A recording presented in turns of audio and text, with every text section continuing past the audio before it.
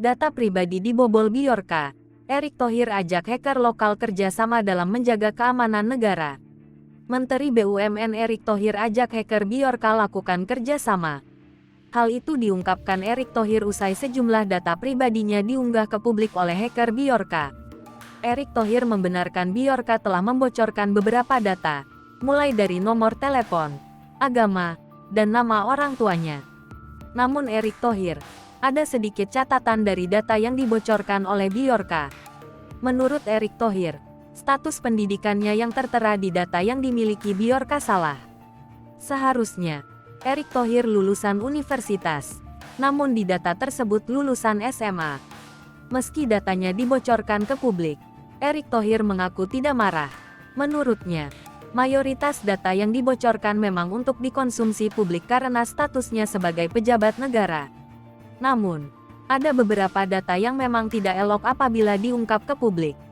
Erick Thohir pun menyinggung kerjasama dalam membangun bangsa. Erick Thohir menerangkan bahwa pemerintah terbuka dalam menjalin kerjasama di berbagai bidang.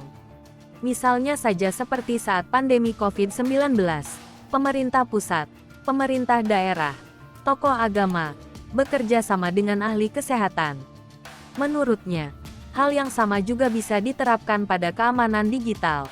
Erick Thohir mengajak hacker-hacker dalam negeri bekerja sama dalam menjaga keamanan negara dari serangan hacker asing.